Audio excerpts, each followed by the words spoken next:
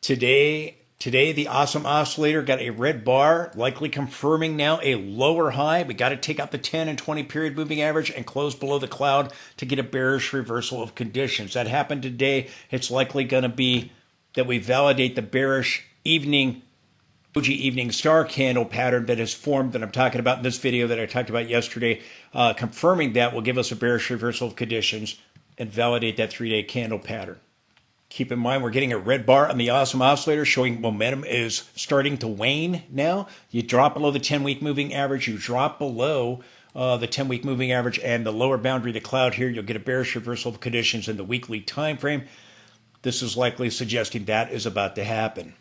S&P weekly. And I don't have time to show you, but we don't have a red bar yet on the awesome oscillator for the weekly chart of the NASDAQ. We could have one before the end of the week. Same thing here with the NASDAQ, though. You're getting a red bar confirming, in all likelihood, confirming a lower high now. And again, the evening star reversal pattern, doji evening star reversal patterns, they need to be confirmed. We need to take out the 10 and 20. Here you need to have the 10 cross below the 20. We already have that with the NASDAQ and get a bearish reversal of conditions here in the daily time frame for the NASDAQ.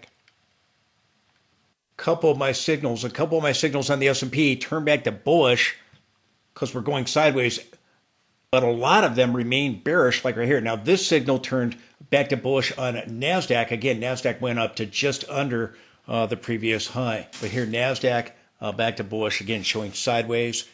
Now, well, I had several signals on the NASDAQ turn back to bullish as it's going sideways. A couple of my very best indicators remain bearish for the NASDAQ, as you can clearly see here. So again, we're either going to go higher and turn back to bullish here, or we're going to get rejection, turn bearish here. Signal still bearish here. Same thing for the S&P 500. Again, suggesting that this is nothing more than a counter trend to get a lower high. The signal's still bearish. And if we've back tested the May trend line, we could now be starting to resume the advance with today's sell-off, getting that bearish evening doji star candlestick that I'm showing you in this video.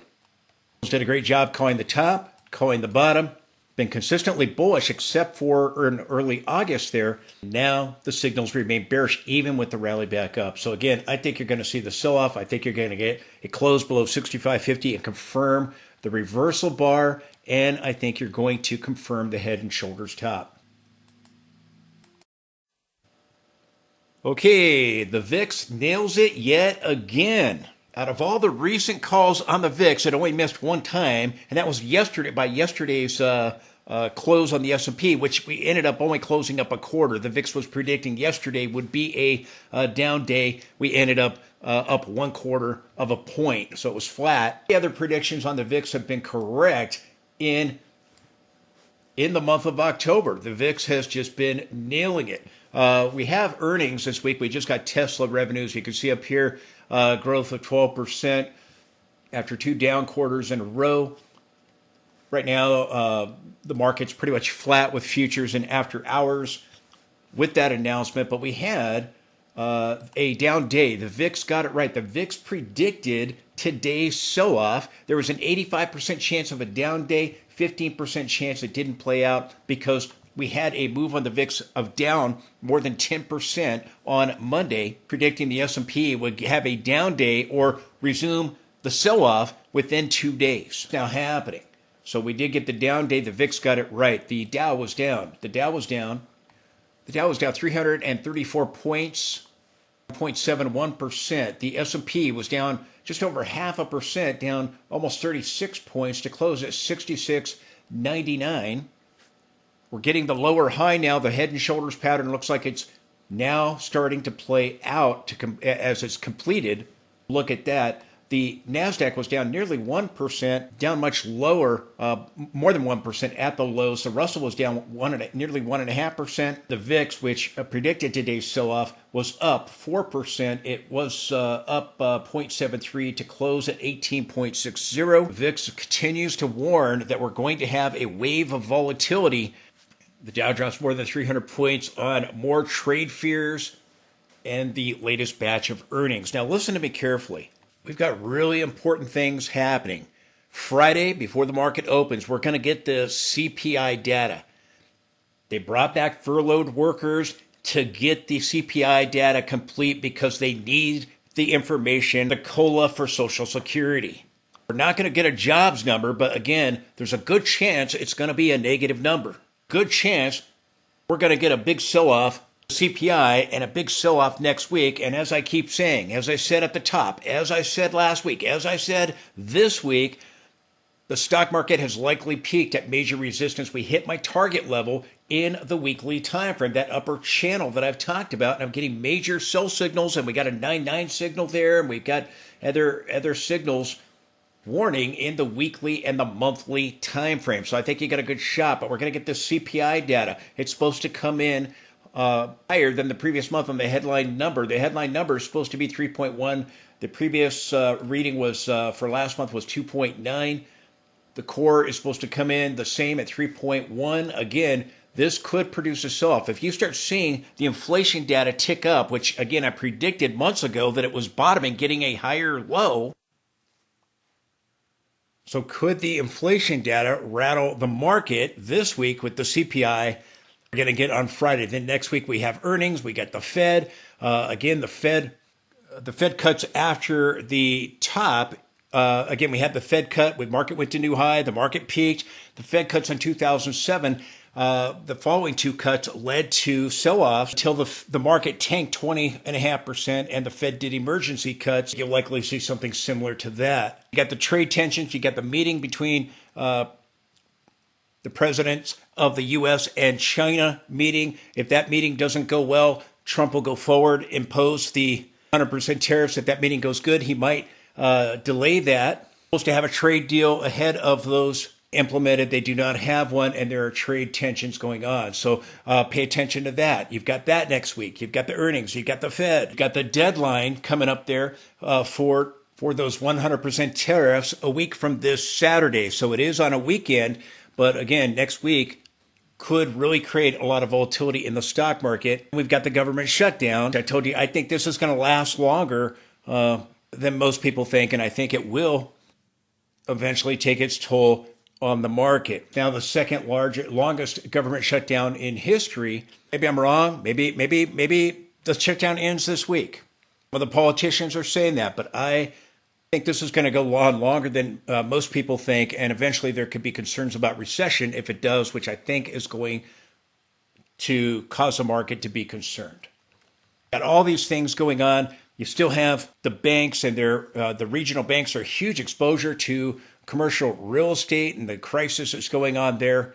Eventually, that's going to spill over into the banks and create a banking crisis. It's a lot to digest, and eventually, by the way, that's going to create stress in the credit markets and likely be a black swan event. That allow our head and shoulders pattern here to play out. Got the rising wedge in the right shoulder, and then again break down. The neckline here is at 65.50. A potential wave 1 or A, or wave 2 or B. Next move should be either a wave 3 or C. Both of those waves should be pretty ugly. The C wave would be corrective.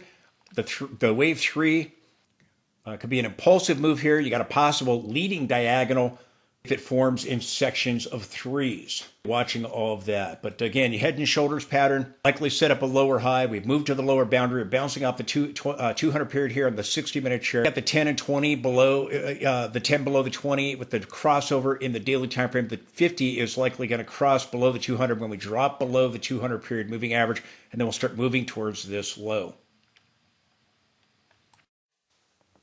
Please support the channel. Please support the channel with the link directly below. That allows me to be able to provide you this information. If you like the charts, you like the indicators, please let me know that by supporting the channel today. If you could take a moment to partner with me, I would really, really appreciate that. I just put it all out there and just ask that you do what you can to help out. Rather than have sponsors and try to sell you stuff, I don't want to do that. I need to hear from you in order to make that work. So if you could take a moment and just step up to the plate and help out, I would really, really appreciate that. I thank you for your consideration for that. You got people on the internet saying, oh, the VIX got a topping tail today, and we're about to begin to soar with the stock market. The VIX did not get a topping tail. It got a bullish reversal bar in the form of a inverted hammer. That is a bullish bottoming signal. I saw some people post something on the VIX today. The VIX is topping, and again, you have an inverted hammer. This is a bullish reversal pattern back testing this trend line right here. This is a bottoming signal. called an inverted hammer. It's an upside down hammer candle. It's a reversal bar. You're still above the 50-period moving average. MACD is rolling over, but it's still in positive territory, giving us the counter trend on the S&P 500. Again, this is warning you with the MACD in positive territory, being above the 50-period, back testing the trend line. The volatility is about to sharply increase. We've already seen it do technical damage and breaking our trend lines in the daily time frame and on the intraday chart. Last time these conditions were present, we ended up dropping 21%, a surge in volatility. Prior to the S&P tanking, you had this first surge in volatility that created the top, likely what we're doing right now. Then you had another surge of volatility followed by another surge of volatility that gave you a 21% drop. You're probably going to see multiple points of surges in volatility. My guess is you're going to getting ready to probably drop 27, 28, 29% going back towards the April low if we've topped, which I've said I believe we've topped. The VIX, by the way, predicted on Monday with that drop of greater than 10% on Monday, the VIX predicted today's sell-off that we have. VIX got it right again. Versions in the more recent price action here and possibly a confirmation of a lower high. We've not been able to move above the peak September 9th that was made on the S&P 500. Be watching to see if this pattern begins to play out, this head and shoulders pattern. You had the breakdown of the rising wedge. You threw back to it. This is a rising wedge from the September low. You threw back to it, came down, and then you went higher. I think you have an ABC push back up here. I think you're now coming down to take out this low. We may try to bounce, but I think you're likely going to sell off with the CPI and then get a bigger sell-off next week with some or all of the events that I've been talking about for next week. Why do I think we topped? Because we hit the upper channel line. This has been my longer-term target. There was no significant pullbacks, and we just went up and we slammed right into it. 67 to 6,800 was the trend line target. We hit it without getting any kind of meaningful pullback. Now we're turning off of it. So I think you're coming back down to this trend line right here or to horizontal support. These are the levels that we bounced off of in 2025. Again, the low in 2020, 2022, 2023, 2025 make up this channel parallel boundary to the 2022 peak. I think that's the top. You're also at that same time simultaneously hitting the peak of the long-term monthly channel, from the 1929 high. You're slamming right into that level and you're turning off of it, and you're turning off of the channel from the 2020 low. So you've got a double dose of resistance with these longer-term channels. This channel being nearly 100 years old, starting here in 1929.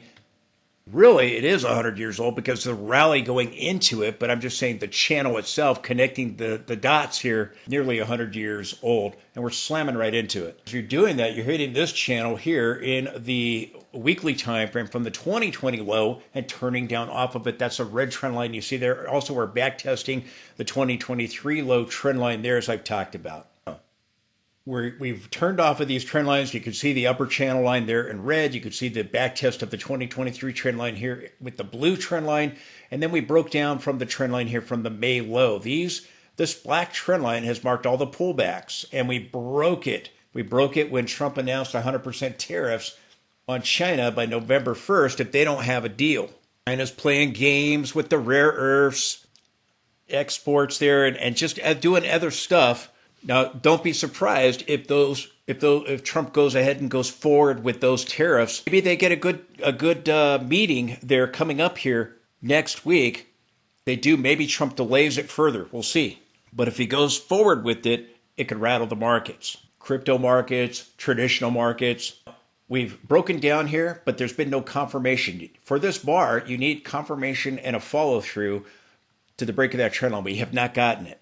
Rallied back up, we back tested, we came back down, and now you've rallied up again to back test this trend line. We got a doji yesterday. That doji giving us an evening star reversal. I talked about this in great length and detail yesterday, that you had a wide range bar on Monday, a doji on Tuesday, candle of indecision, back testing, and now you get a red bar That's an evening star reversal pattern. Confirmation will be the low of the pattern, which means that you have to break down from the rising wedge pattern that we saw in the 60-minute chart, and then you have to confirm here with a close below the low of the 3-day pattern, which I think is likely. Now, that means we get it Thursday, maybe we get it Friday, but again, we'll be looking for confirmation of this pattern. We're back testing the black trend line here from the May low. And so now we are getting rejection at these trend lines. Now we're getting rejection here at this trend line, and even right here, this trend line is now resistance. This is probably a counter trend back testing. I talked about that down at the bottom at 65.50. If you break down and see this evening star reversal play out, you'll be validating a head and shoulders, and you'll also be validating a lower high and a lower low and confirming a back test. You'll be doing a lot of validating here if we take out 65.50. Today's video, we got a 9 count at the day of the top as we slammed up into the red trend line of the channel. You got a 9 count. We sold off, and I told you we had a possible 13 count in play. That's given us the lower high. We got that yesterday with the doji. So now you have these warning signs. Price is very stretched. Each of these counts, the 13 and the 9s, have led to either sideways moves or pullbacks. This one is likely going to lead to a reversal as we're slamming into major resistance. Additionally, we got that 9-9 signal. Again, you got a 9 count here and an immediate trend extension. And 9-9 is a reversal pattern. And we got that as we're breaking down and back testing, slamming into the upper channel line and reversing off of it. It was a 9 count that marked the bottom over here. Now we have a 9-9 signal, which is a reversal pattern with the breakdown and back test and rejection off of major resistance. This is why I think the stock market has peaked. I think we are moving into recession, and I think the recession will either hit, in all likelihood, by December or January. And I think, again, the Fed has a history of being late for the cuts, so I think that the Fed will begin to panic probably by January. You could start a recession by December or January. As I warned you, the previous 2 weeks, we're getting these warning signals of a potential top at those levels of resistance right here. And I posted this today on Charting Prodigy on X. We've had a warning sign now for 3 weeks straight to be careful. There's a 3-week warning sign, and 2 of the warnings are saying, hey, you can potentially get a bigger correction or a reversal here, a change in trend.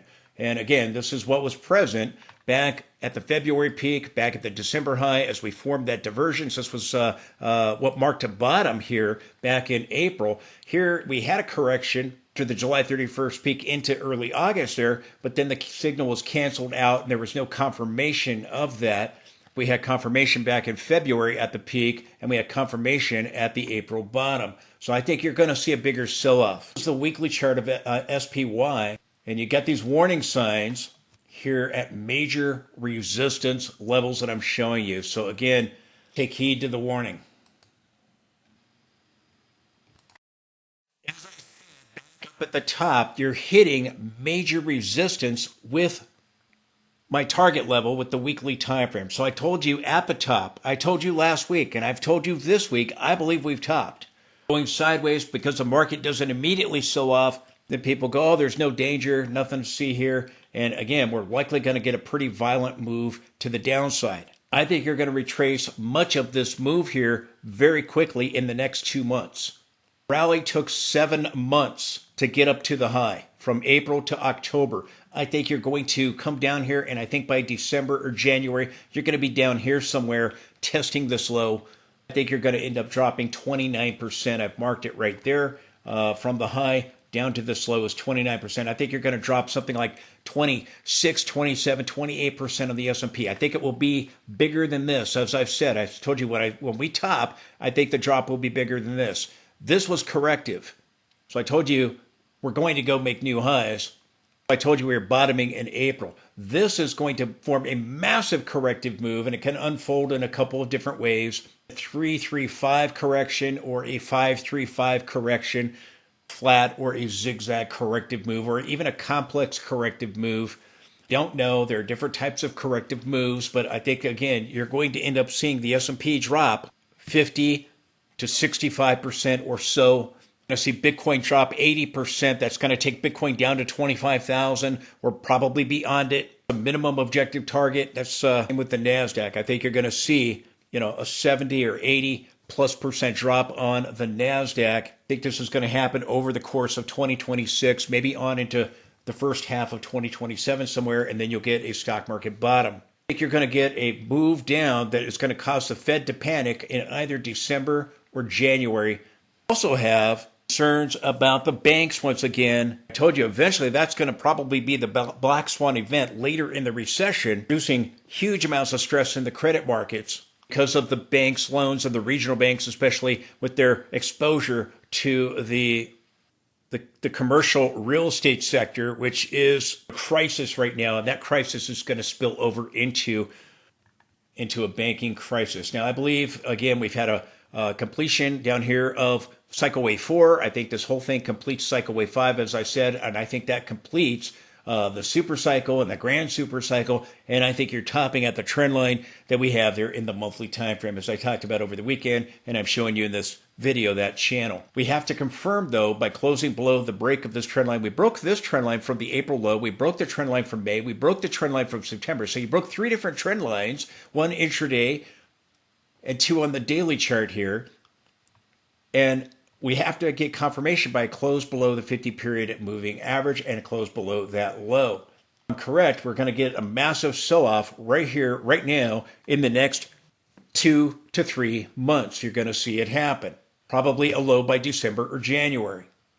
Now, my alternative count, this is what I previously thought. I don't think that this is going to play out. I think it's less likely, but the alternative would be that we sell off about 10 or 11%, and then we go make one final rally, one final high to new highs, trying to slam into those trend lines again as they rise further to the right of the chart. I think we're getting very close to recession. I think that this is less likely, but it is my alternative count and still a possibility if we find support around the 200 period or just under it or just above it, and we get a corrective move for an ABC type of a move, maybe at higher levels near the 100 period moving average. You get an ABC type of a move. This still has a shot at playing out.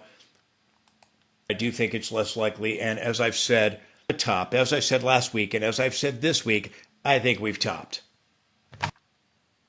NASDAQ 100 down 1% today, 0.99% to be exact. We had a drop of 248 points back to the 200 period, trying to bounce just like the S&P. You got this double top pattern, a McDonald's pattern here, a slightly lower high.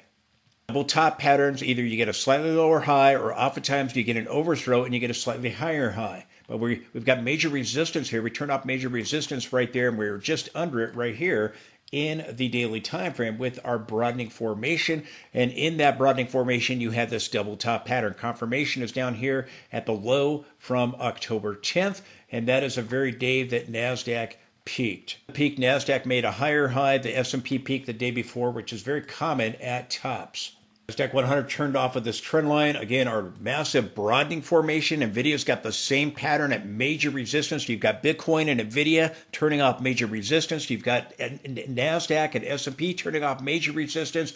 I think you got a good shot at a top here. Now, again, the alternative for NASDAQ would be that we sell off towards the 200 period and go back and try to make one more high. I think that is less likely now. I think you have a 5-leg push higher here, and I think you're about to collapse down towards the lows here, or move to them or towards them, and I think you're going to see the Fed panic, and I think we'll be down there by December or January. The Fed will cut. You'll get a partial rise. Everybody will proclaim it's over. It's over. The Fed came and saved the day, and as you saw in this video over the weekend, that's only going to give us a counter turn bounce, and then you're going to go and again you're going to have the Fed do emergency cuts, jumbo cuts. Will tell us that we've arrived at the recession. It's likely going to be in December or January. We are months away from a recession, and I think the stock market is peaking right now. I think Bitcoin is peaking, and I think NVIDIA is peaking. I think the top is in. As I've said, NASDAQ got a slightly lower high, just under the trend line, a little hard to see there, but every time we've hit the trend line, you've had a significant sell-off, 16%, 26%. I think you're coming back down here, and the broadening formation is a reversal pattern. The Russell coming down to the trend line of support today of the rising wedge here. We have a turning off major resistance with the bearish diversions. Also on the MACD down here, the MACD couldn't turn back up, but you still have a divergence on the MACD line. Again, you're probably going to see the Russell break down. And as I told you last week with the doji, I thought the Russell peaked that day. So far, that high is holding. I think I'll be correct about that. And the breakdown of the rising wedge will validate that as a peak for the Russell. The S&P got back above the 10-week moving average. After the April bottom, it's acted as support. You lose the 10-week moving average. You take out horizontal support at 65.50, you're going to get reversal or a correction. My guess is you're going to get a reversal. S&P weekly chart. So off, we bounced off the 10-week. Once we take it out, see a boatload of sell signals triggering in the weekly time frame. Again, the S&P got an evening star. You got the doji, you had the wide range bar, another wide range bar today. That's an evening star reversal. We bounced up the 10 here, got just back above it. Confirmation is below today's low, and you got to drop below the 10 and 20 period. The 10 has crossed below the 20 period moving average with this rally back up. I continue to point that out. That's not a good sign, and you're probably getting a lower high, setting up for a lower high, lower low. This is the S&P daily chart. NASDAQ got a similar pattern. We got that doji as well. Again, need confirmation below today's low. Wide range bar with our gap higher, the doji, and then another wide range bar with our sell-off today, down 1%. We were down at lower levels, but trying to bounce off the momentum cloud, trying to bounce off the 10 and 20. They're about to get across and join the S&P. So again, I think before the week is over, Thursday or Friday, you're going to be below this level. You'll probably get a CPI sell-off. I think it's going to probably come in hot, and you're going to get a sell-off with it or some other catalyst, but I think you're going to see that confirmed. And again, a potential double top here.